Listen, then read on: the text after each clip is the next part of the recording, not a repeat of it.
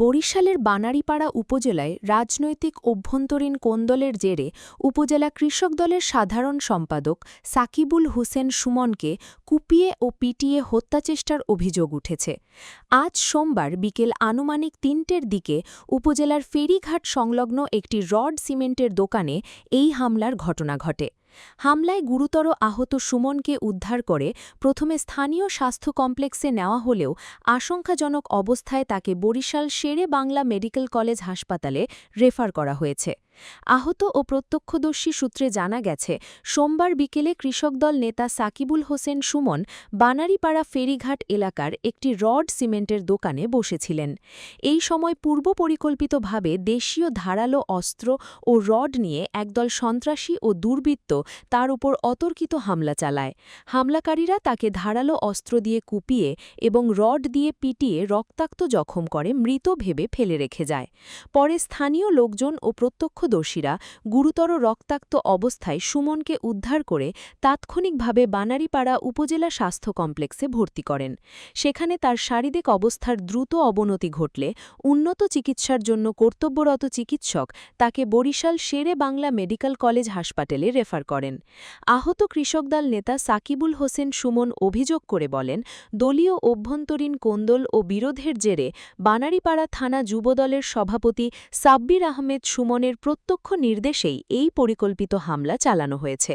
তিনি আরও দাবি করেন, চাখার ইউনিয়ন যুবদলের সভাপতি মিজান, বাইশারী ইউনিয়ন যুবদলের সেক্রেটারি ডালিম, বাইশারী ইউনিয়ন যুবদলের সহসভাপতি রফিক মাল্লিক এবং যুবদল নেতা মিজান রাজসহ ২৫ থেকে ৩০ জনের একদল সশস্ত্র সন্ত্রাসী দেশীয় অস্ত্রশস্ত্রে সজ্জিত হয়ে তাকে হত্যার উদ্দেশ্যে এই হামলা চালায়।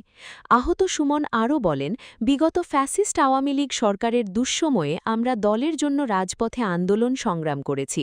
মামলা হামলার শিকার হয়ে ঘরবাড়ি ও ব্যবসা হারিয়েছি। অথচ আজ দল ক্ষমতায় আসার পর যারা দুঃসময়ে পাশে ছিল না, তারা কিছু সন্ত্রাসী ও সাবেক আওয়ামী লীগের নেতাকর্মীদের দলে টেনে আমাদের ওপরই নির্যাতন চালাচ্ছে। এই ন্যাক্কারজনক হামলার সুষ্ঠু বিচার দাবি করে তিনি বিএনপির চেয়ারম্যান প্রধানমন্ত্রী তারেক রহমানের সরাসরি হস্তক্ষেপ কামনা করেন। আমাকে আজ দুপুর ৩টার সময় বানারীপাড়া ফেরিঘাট সংলগ্ন একটি রড সিমেন্টের দোকানে আমি বসা অবস্থায় কিছু সন্ত্রাসী আওয়ামী লীগ ফ্যাসিস্ট সন্ত্রাসী বাহিনী সুমন আলাদারের নেতৃত্বে আমাকে অতর্কিত হামলা দা এবং রড দিয়ে আমাকে মারার উদ্দেশ্যে, আমাকে খুন করার উদ্দেশ্যে তারা আমার উপর ঝাঁপিয়ে পড়ে এবং আমাকে জখম করে চলে যায়।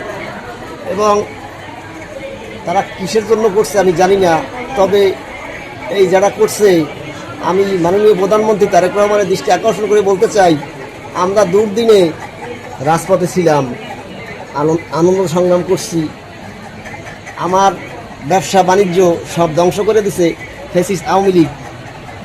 এমন কোনো প্রোগ্রাম নাই যে টাকা পয়সা খরচা করি নাই আমি। হামলাকারীরা হলো বানারীপাড়া সুমন আলাদারের নেতৃত্বে, যুবদলের সভাপতি সুমন আলাদারের নেতৃত্বে হামলা হয়েছে। সুমন আলাদারের কিছু গুন্ডা বাহিনী আছে যারা তাসের রাজত্ব কায়েম করতে চায় বানারীপাড়ায়। যুবদলের সভাপতি মিজানুর রহমান, বাইশারী ইউনিয়নের সেক্রেটারি যুবদলের মকসুদুর রহমান ডালিম, বাইশারী ইউনিয়ন যুবদলের সহসভাপতি রফিক মল্লিক এবং ইয়াবা ব্যবসায়ী আছে তাদের সাথে চলে, নাম হইলে মিজান, রাজমিস্ত্রি কাজ করে, সেও ছিল। আরও আনুমানিক ২৫-৩০ জন লোক তাদের সাথে ছিল। সবার নাম জানি না, এদের কখনো দেখি যায়, কিন্তু আজকে হঠাৎ তারা আসছে, আমাকে বানারীপাড়া ফেরিঘাট সংলগ্ন রড সিমেন্টের দোকানে বসে।